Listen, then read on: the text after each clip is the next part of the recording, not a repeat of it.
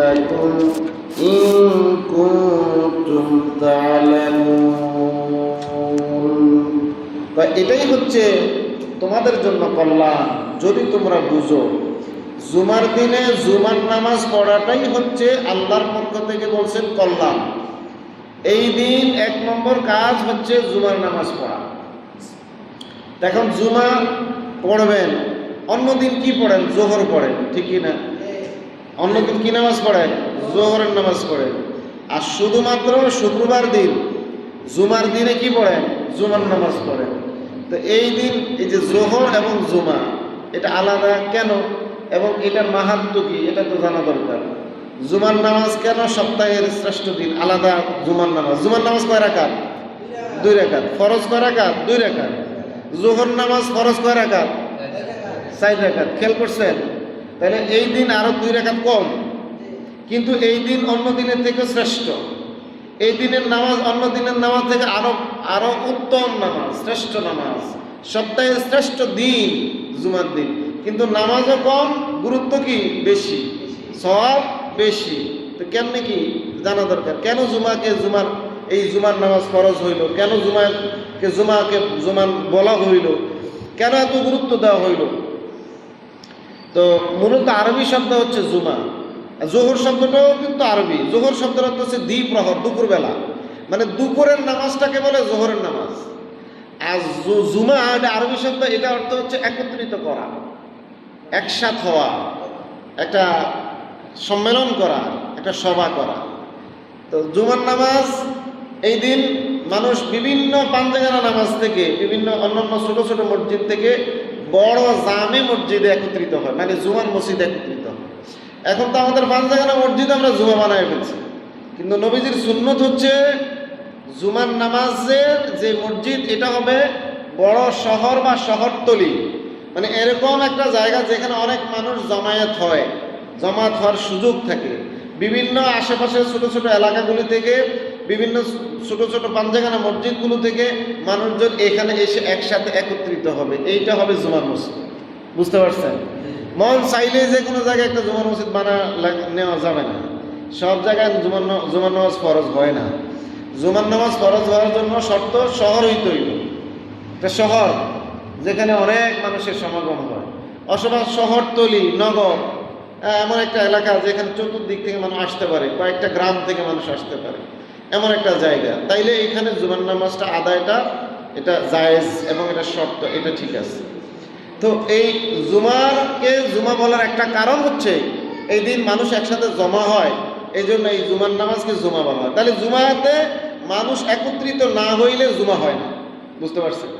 বিভিন্ন জায়গা, বিভিন্ন এলাকা থেকে যদি একসাথে মানুষ একত্রিত না হয় তাইলে জুমা হয় না। এই জন্য দেখবেন পাঞ্জাগানা ওয়াক্তে নামাজ পড়লে নামাজের মুসল্লি থাকে 15-20 জন বা 100 জন, আবার জুমাতে মানুষ হয়ে যায় 300, 400, 500 জন। কেন? কারণ এখানে সত্য হচ্ছে বিভিন্ন জায়গার মানুষগুলো একসাথে একত্রিত হওয়ার নাম হচ্ছে জুমা। কন্যা সুবহানাল্লাহ। এটা আজকের এই থেকে না। নবীজি সাল্লাল্লাহু আলাইহি সাল্লাম আমাদের জন্য জুমাকে ফরজ ঘোষণা করেছেন আল্লাহর পক্ষ থেকে। কবে? হিজরতের পরে, মদিনায় যাওয়ার পরে। কিন্তু এই জুমা মূলত চালু হয়েছিল নবীজিরও আগমনের আরো 500 বছর আগে। কন্যা সুবহানাল্লাহ। ওই সময় তারা নামাজ দিয়ে জুমা পড়তো না। তারা জুমা করতো কেমন জানেন? সপ্তাহের একদিন হইলে তারা মাইকে ঘোষণা করত, এলাকায় ঢোল পিটাইতো যে আজকে অমুক জায়গায়, অমুক যেমন গাছের নিচে, ছায়ার নিচে বা অমুক এলাকার ওই বিখ্যাত জায়গায় একত্রিত হবেন। ওখানে আমাদের শেখ, আমাদের যিনি গোত্র প্রধান, উনি কিছু কথাবার্তা বলবেন। বুঝতে পারছেন? তো এইরকম একজন গোত্রপতি, গোত্রের প্রধান, ওনার নাম ছিল কাব ইবনে লুয়াই।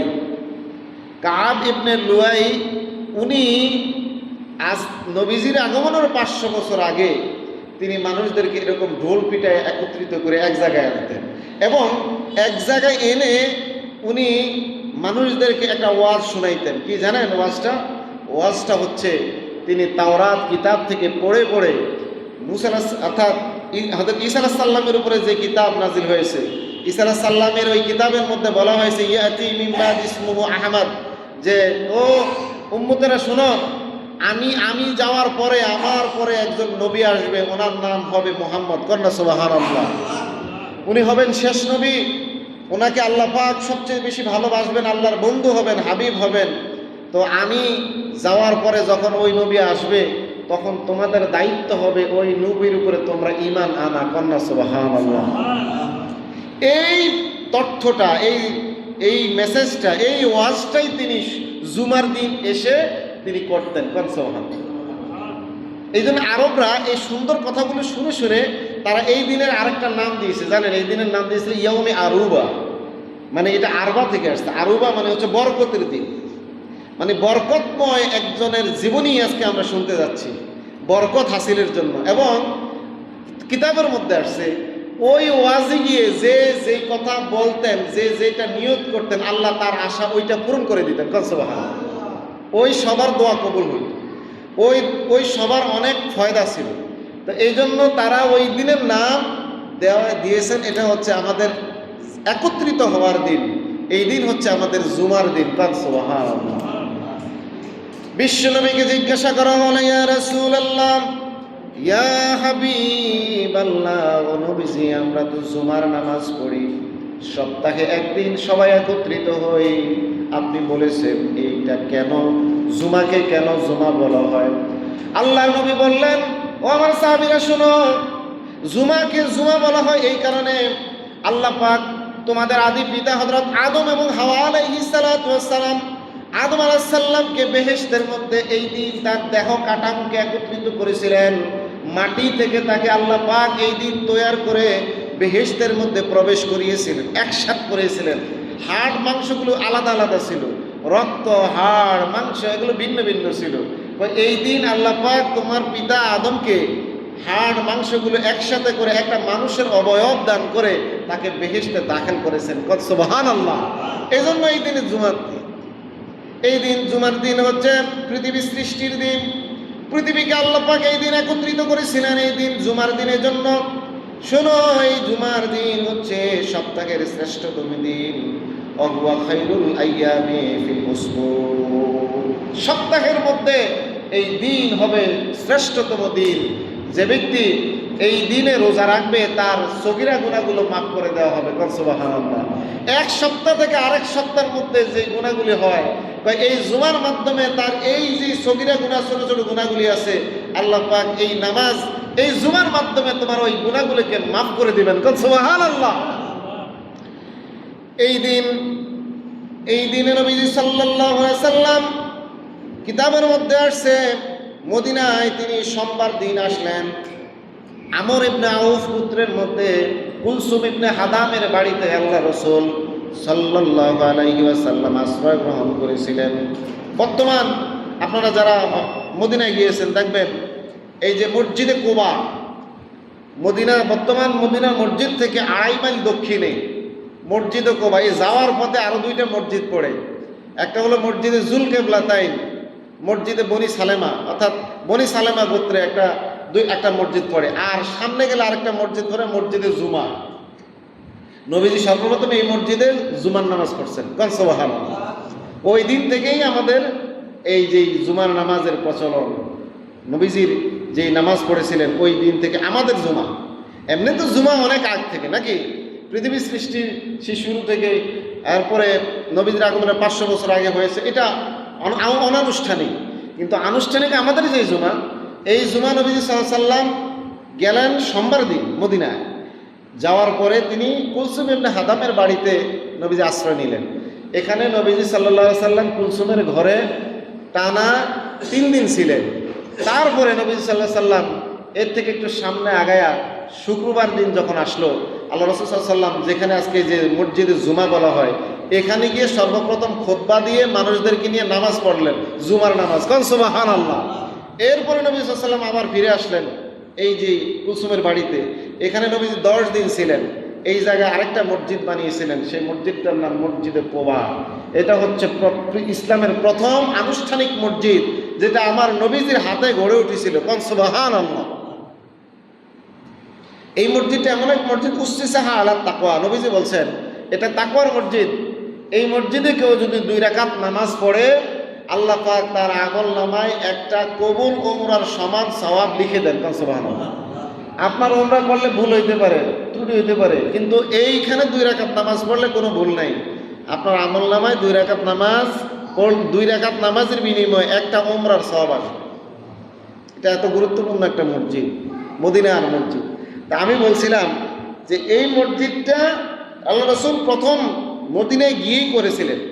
তার মানে প্রথম হিজরিতে নামাজ ফরজ হওয়ার আগেও জুমা, নামাজ ফরজ হয়েছে দ্বিতীয় হিজরিতে, কিন্তু জুমা আদায় শুরু হয়েছে প্রথম একদম নবীজি আসার প্রথম 10 দিনের মধ্যে। অর্থাৎ নবীজি মদিনায় সোমবার আসলেন, শুক্রবার দিন জুমা পড়লেন, 3 দিন পরে তিনি জুমা পড়লেন। এই জিনিসগুলো খেয়াল রাখতে হবে। আমরা নামাজ ফরজের আগেই জুমা ফরজ, জুমা আগে থেকে পড়া শুরু হয়ে গেছে। এই জন্য জুমা হচ্ছে আমাদের জন্য অত্যন্ত গুরুত্বপূর্ণ একটা নামাজ। এই নামাজ আমাদেরকে পড়া দরকার। বিশেষ করে আল্লাহ পাক কোরআন শরীফের মধ্যে আমাকে বলছেন নুদিয়া, আমি যে আয়াত শুরুতে বলেছিলাম, আয়াত আল্লাহ কি বলছেন? ইজা নুদিয়া লিস-সালাত ইজা নুদিয়া লিস-সালাতি ফাসআউ ইলা যিকরিল্লাহ। যখন নামাজের জন্য আযান শুরু হয়ে যাবে, মুয়াজ্জিন তোমাদেরকে যে সময় আযান দিবেন, নুদিয়া যখন আযান দিয়ে দিবেন, তোমার দায়িত্ব হচ্ছে নামাজের জন্য সাথে সাথে রওনা দেওয়া, প্রস্তুতি নেওয়া। এখন কেমনে রওনা দিবেন? কারণ ফাসআউ শব্দের অর্থ হচ্ছে দ্রুতগামী, দ্রুততার সাথে। তার মানে দৌড়ায় দৌড়ায় না। এখানে ব্যাখ্যাকাররা বলছেন আযান হওয়ার সাথে সাথে তোমার মনটাকে নামাজের দিকে মনোনিবেশ করো, সাথে সাথে কাজগুলি ছেড়ে দাও। এখনই তুমি নামাজের জন্য গোসল করো, নতুন নতুন জামা পরিধান করো, একটু সুগন্ধি লাগাও। জুমার দিন 3টা কাজ করা সুন্নত, 3টা কাজ আপনাকে করতে হবে। একটা হচ্ছে জুমার দিনে গোসল করা, এটা সুন্নত। এই দিন একটু নতুন বা পরিষ্কার পরিচ্ছন্ন সুন্দর জামা পরিধান করাটা সুন্নত। আর এই দিন খুশবু লাগানো, আতর, সেন্ট এগুলো লাগানো সুন্নত। এই 3টা কাজ করবেন, এই 3টা কাজ করার চেষ্টা করবেন। আল্লাহ রাসূল সাল্লাল্লাহু আলাইহি ওয়াসাল্লাম বলছেন এই 3টা কাজ যে ব্যক্তি করলো তার আমল নামায় একটা মানুষকে, অর্থাৎ শহীদ হলে, আল্লাহর রাস্তায় জান দিলে যে সওয়াব হয়, ওই সওয়াব তার আমল নামায় লিখে দেওয়া হয়। কোন সুবহানাল্লাহ। তা আমাদেরকে এই সুন্নতগুলো পালন করতে হবে, মনে রাখতে হবে। এই দিন আমাকে নখ কাটতে হবে, অবাঞ্ছিত পশমগুলো আমাদের নষ্ট ফেলে দিতে হবে। এরপরে দাঁতগুলিকে পরিষ্কার পরিচ্ছন্ন করে দাঁত খিলাল করে নিতে হবে, পোশাক পরিচ্ছদ একটু নতুন নতুন পড়তে হবে।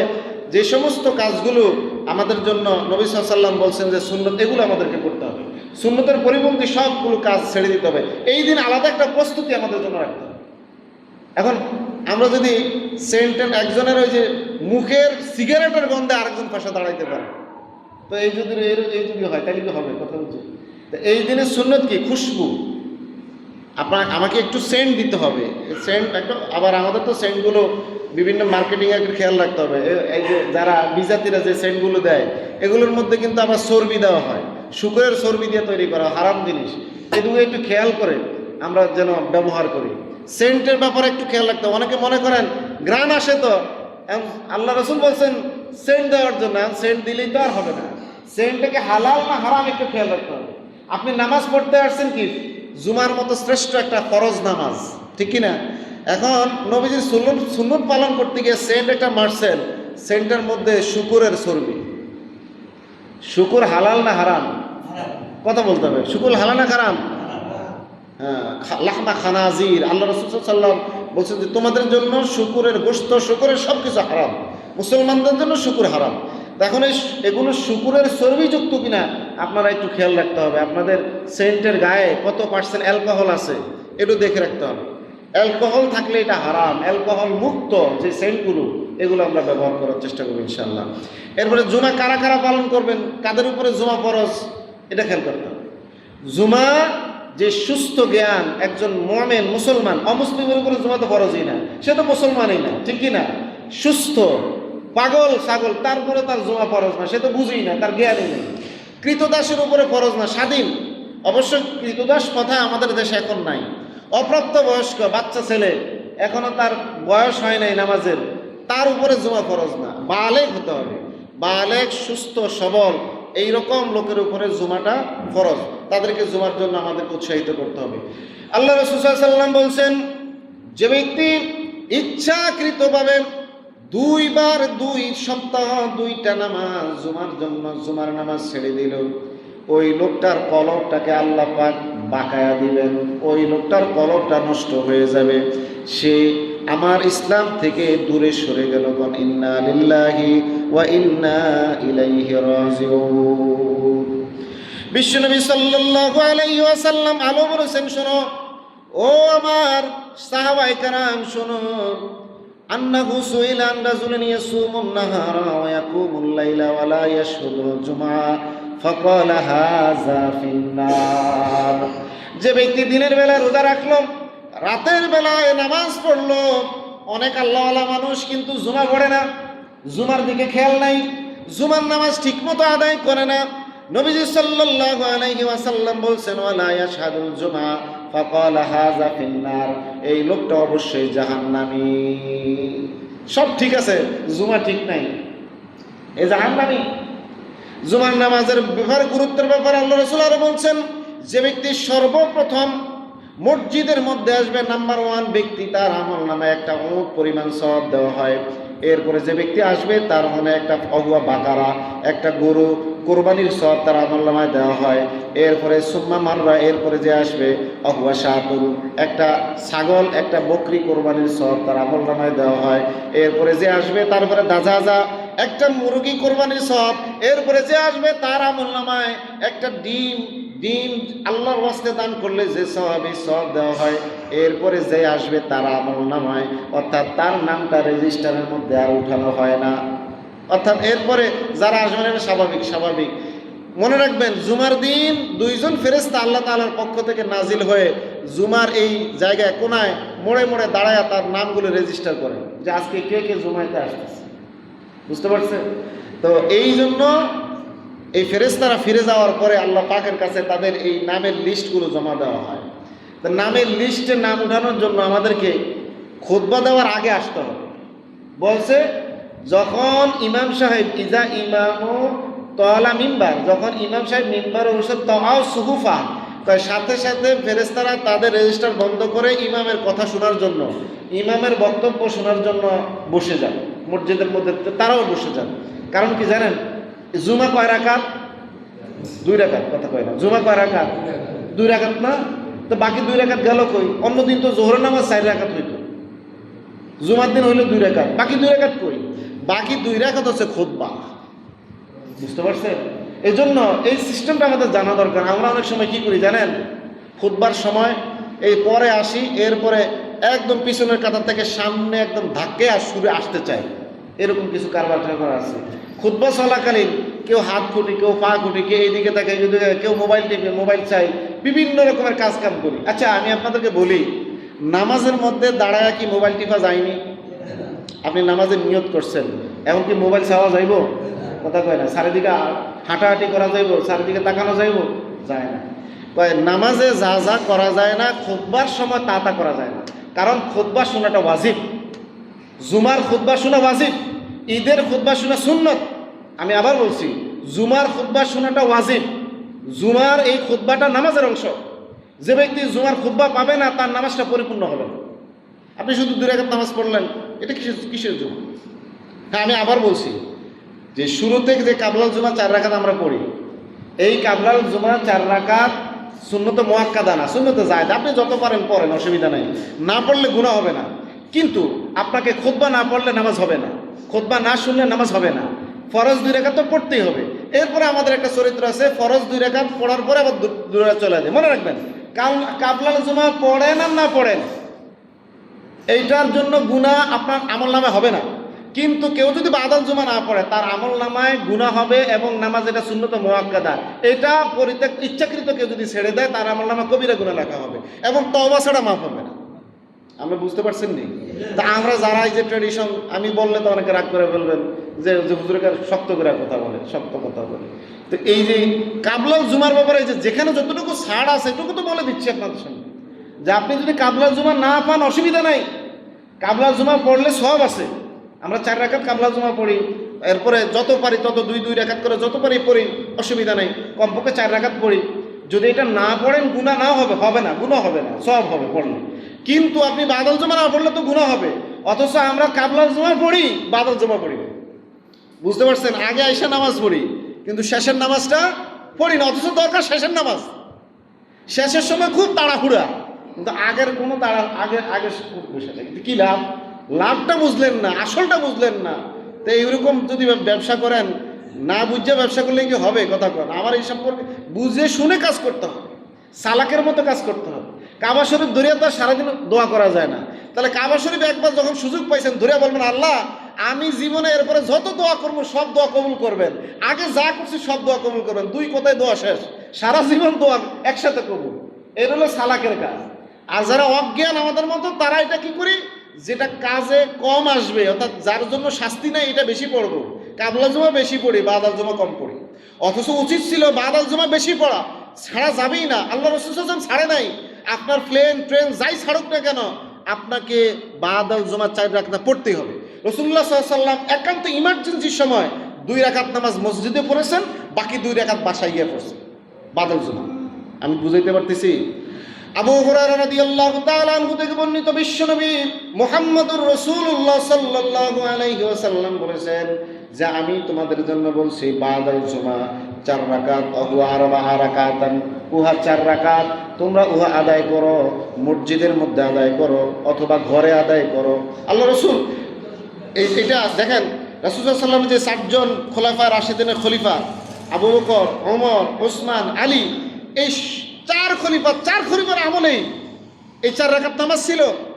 এবং শুধু তাই না, যখন ওসমান রাদিয়াল্লাহু তাআলা আনহু ক্ষমতায় আসলেন, তিনি ফরমান জারি করলেন যে আজকে থেকে বাদাল জুমা 4 রাকাতের সাথে আরো 2 রাকাত নামাজ বাড়িয়ে দেওয়া হলো। আপনি বুঝতে পারছেন? কয় রাকাত? 6 রাকাত। অর্থাৎ বাদাল জুমার পরে আরো 2 রাকাত আমরা ওয়াক্তের সুন্নত বা এমনি নফল পড়ি না, এই 2 রাকাত নামাজ ওসমান রাদিয়াল্লাহু তাআলা আনহুর সময় ফরমান জারি করা। আলী রাদিয়াল্লাহু এটাকে সমর্থন করলেন। আলী রাদিয়াল্লাহুর আমলে তিনি এটাকে বললেন যে এটাও করতে হবে। সাহাবায়ে কেরামদের সম্পর্কে আমি বক্তৃতার শুরুতে বলেছিলাম, নবী সাল্লাল্লাহু আলাইহি সাল্লাম বলছেন সাহাবায়ে কেরামরা হলো এরকম, আলাইকুম বিসুন্নতি ওয়া সুন্নাতুল খুলাফায়ে রাশিদিন। আমি যা বলতেছি এটা সুন্নাত, ও আমার উম্মতেরা, আমি যা বলতেছি, আমি রাসূল যা বলতেছি এটা সুন্নাত, এটা আমল করবেন। এবং আমার খোলাফায়ে রাশিদার যে 4 খলিফা আছে এরা যা বলবে এটাও সুন্নাত, সুন্নাতুল খুলাফায়ে রাশিদিন।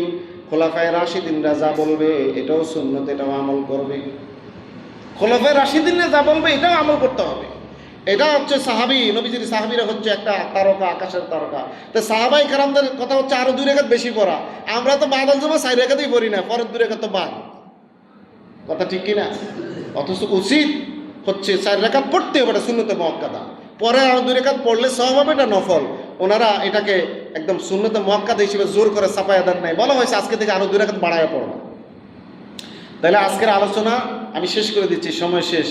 আমাদের আজকের আলোচনার সার সংক্ষেপ যেটা, সেটা হচ্ছে আপনি জুমার দিন জুমার ফজিলত পাওয়ার জন্য 1 নম্বর শর্ত খুতবা শুনতে হবে, 2 নম্বর ফরজ জামাতে পড়তে হবে, 3 নম্বর হচ্ছে সুন্নতে মুআক্কাদা অর্থাৎ বাদাল জুমা 4 রাকাত পড়তেই হবে। যদি আরেকটু সময় পান তাহলে পরে আরো 2 রাকাত বেশি বাড়ায়া পড়তে হবে। কি বলেন, ঠিক আছে কি না? যদি এর বাইরে কোনো ফতুয়া থাকে তাই আনেন, অসুবিধা নাই, আমরা আপনার অনুসরণ করব। আর আপনি কেন করবেন না? তাহলে মসজিদে আসলেন কেন? নবীজির উম্মত হইলেন কেন? দরকার কি মসজিদে আসা? তাই আল্লাহ আমাদের বুঝার তৌফিক দান করুক বলে আমিন। যারা কাবলা জুমা পড়ি নাই 4 রাকাত কাবলা জুমা পড়ি ইনশাআল্লাহ।